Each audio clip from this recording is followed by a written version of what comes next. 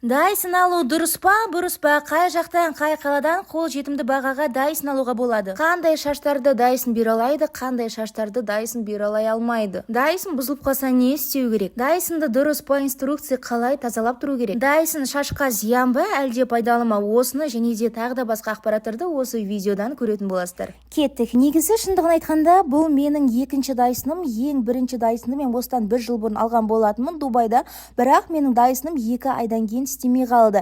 Неге десеңіздер, жауабын әлі өзім білмедім. Одан кейін біздің осы Алматы қаласындағы Дайсон центрге апарып тексерткен болатын, бірақ ол жақта маған айтты, сен Дайсоныңды нелегально алып келгенсің Қазақстанға Дубайдан, поэтому біз саған ешқандай да жөндеп бере алмаймыз. Қай жақтан сатып алдың, сол жаққа апар деді. Короче, представляете, мен шок болдым. Сөйтіп менің Дайсоным тұрды, 1 жыл жұмыс істемей шаң басып, одан кейін екінші жылы мен қайттан Дубайға баратын болдым. Сол кезде Дайсонымды өзімен бірге алып Дубайдағы Дайсон центрге алып бардым көрсетуге. Дубайдан алған менің Дайсонымның гарантиясы 2 жыл болған. То есть осы 2 жылдың ішінде Дайсон бұзылып қалса, олар сразу новыйны ауыстырып береміз деп айтқан. 2023 жылы мен қайттан Дубайға бардым и жаңағы істемей қалған Дайсонымды алып бардым Дубайдағы Дайсон центрге и айттым, мына Дайсондарыңыз менде істемей қалды 2 айдан кейін десем, олар айтты, сіздерде Қазақстанда Дайсон центр бар ғой, сол жаққа неге көрсетпедіңіз?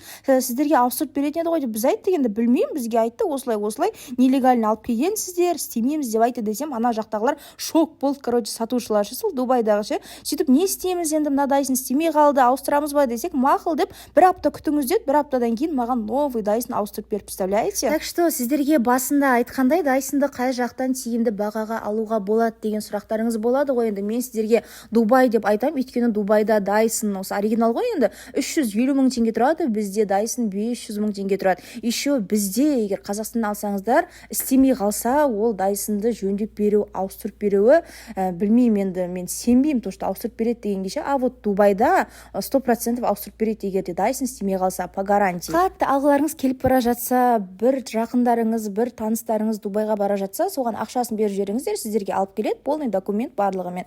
Мне кажется, бізде Қазақстаннан алғаннан сол Дубайдан алған тиімдірек, өйткені ол жақта арзан бағасы. Ол жақта 350, бізде 500 мың теңге. Өздеріңіз де түсініп тұрған шығарсыздар енді разницасын. Енді көбісі ойлайды, неге сол бір обычный фен соншама қымбат тұрады, обычный фенмен ақ шашынды кептіріп, укладка жасап, обычный плойкамен жүре берсең болады ғой деп. Бірақ қыздар, егер де өздеріңізді қуанқыларыңыз келсе, Дайсон алу, конечно, стоит. Өйткені сен бұнымен шашынды бұйра алып отқан кезде, бұның өзі бір кайф, жаңағыдай результат шығады ғой ше. И сол результатты көргеннің өзі, прям мен лично өзім рахаттанып отырамын ше. Шашымды Дайсонмен бұйра алып, шашымды Дайсонмен кептіріп жатқан кезде. Сондықтан да қыздар енді айтады ғой, 100 рет естігенше 1 рет көрген артық деп ше. Сол 1 рет көріп, өздеріңізден аямай алып көруге болады Дайсонды. Мен барлықтарыңызға кеңес беремін. Бір айта кететін жайт, бұл Дайсон любой шашты бұйра алып, любой шашқа кете бермейді. Неге десеңіздер, егер де сенің шашың табиғатынан тіке, табиғатынан түзу, табиғатынан жұмсақ шаштар бар ғой, ондай шаштарды Дайсон укладка жасай алмайды ондай шаштарға. Өйткені сенің шашың өзі жұқа, өзі тік, өзі түзу болғаннан кейін Дайсон онымен жұмыс істеуі қиын болады. Укладка істесеңіздер, бір жарты сағат тұрады шығар, потом түсіп кете беретін болады. А вот қандай шаштарды Дайсон алады десең, сіздерге айтам, бұл енді ең қызығы, сенің шашың сухой болса, егер де сенде анадай құрғақ шаштардың ұшы болса, то Дайсон ондай шаштармен жақсы жұмыс істейді, представляете? Алдында бір видео көрген едім, бір қыз дейді өзінің шашын әдейі бүлдірген. Неге дейсіздер ме? Өйткені Дайсон укладканы ұстасын деп өзінің шашын әдейі бүлдірген, яғни жаңағыдай шашын бояған ғой, енді аппақ қылып ше. Шашты аппаққа бояғаннан кейін не болады? Шаш слабый болады, шаш құрғақ болады. Сөйтіп сол Дайсон ұстасын деп әдейі шашын боятыпты, представляете? Өзім шок болдым. Так что қыздар, егер де сендер бұрында шаштарыңды осветлять еткен болсаңдар, өздерің шаштарың қара болып, бір сарыға бояп алған болсаңдар, то сендердің шаштарыңды Дайсон 100% ұстайды. Менің шашым, енді бұл 50-50, білмеймін, мен шашым кей кезде әдем болып тұрады, кей кезде құрғақ болып тұрады, поэтому Дайсон менің шашымды тоже 50-50 ұстайды. Бүгін Дайсон жақсылап укладка істеп берсін деп, мен представляете, не істедім? Мен шашымды бальзамсыз жудым, только шампунь, бальзам мүлде қолданған жоқпын, өйткені менің шашым жаңа жаңағыдай қатты болып тұрсын дедім да, өйткені жаңа айттым ғой, қатты шаштарды Dyson жақсы көреді, қатты шаштардан күшті укладка шығарады деп. Егер сенде уже Dyson болсаң, немесе Dyson алайын деп жатқан болсаң, мына ережені есіңде сақта, обязательно аптасына 2 рет Dysonды тазалап тұру керек. Өзінің коробкасының ішінде щетка болады, сол щетканы аласың и жаңағыдай Dysonның астыңғы жағында фильтр тұрады ғой, сол фильтрді шығарып сумен жуасыңдар, потом кептіріп қоясың и ертесі күні уже шашыңды кептіре берсең болады. Егер де Dysonды тазаламайтын болсаң, о жаққа шаң жиналып қалады, жаңағыдай лак тиеді, анау мынау, сөйтіп Dyson жұмыс істеуге келмей қалады. Поэтому обязательно аптасына 2 рет тазалап тұрыңдар фильтрін. Көбістері ойлап жатады, что Dyson ол шашқа мүлде зиян емес, өйткені ол жақта ыстық темір жоқ деген секілді. Жаңа плойкаға қарағанда, утюжокқа қарағанда зиян емес деп ойлайды, но Dyson шашқа зиян. Неге десеңіздер, ол жақтан да ыстық ауа шығады, ол да сенің шашыңды күйдіреді, бірақ максималды түрде емес, жаңағыдай үтік плойка сияқты емес, но тоже күйдіреді, бірақ аз мөлшерде. Кез келген видеоны ашсаң, осында Dyson туралы қыздар айтып жатыр, ең алдымен шашқа мусс жағу керек, гель жағу керек деп.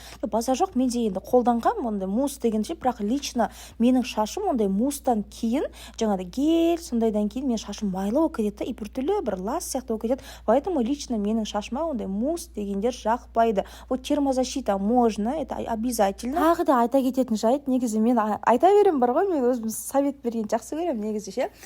В общем, былай қойғанда, бір китайский бір Дайсондар бар ғой, 15 мың теңге тұратын, жаңағы 20 мың теңге тұратын ше, вот ондайды вообще алмай-ақ қойыңдар. Неге десеңіздер, олар любой уақытта жаңағыдай қолдарыңызда тұрып атылып кетуі мүмкін. Мен өзім өте қатты қорқамын сондайдан ше, типа атылып кету, жанып кету дегеннен ше.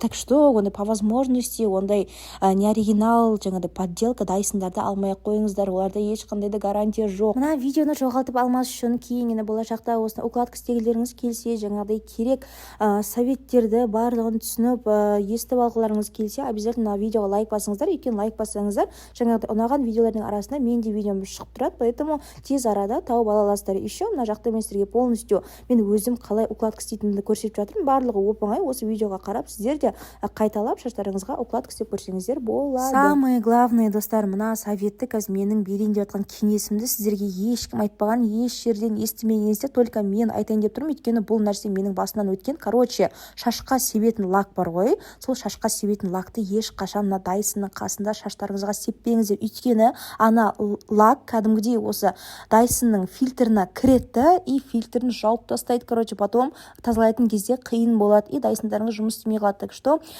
лак себетін кезде Дайсонды басқа бөлмеге қалдырып кетіңіздер, лакты вообще басқа бөлмеде себіңіздер, чтобы жаңағы лак Дайсонның ішіне кіріп кетпес үшін. Бүгінге осы, достар. Егер де сіздерге менің кеңестерім ұнаған болса, мына видео жалпы ұнаған болса, лайк басып, менің каналыма подписаться етіп, және де комментарий қалдырсаңыздар болады. Бүкіл комментарияны өзім оқып шығамын, сіздерге жауап та қайтарамын. Все, всех люблю, всех обнимаю. Пока-пока.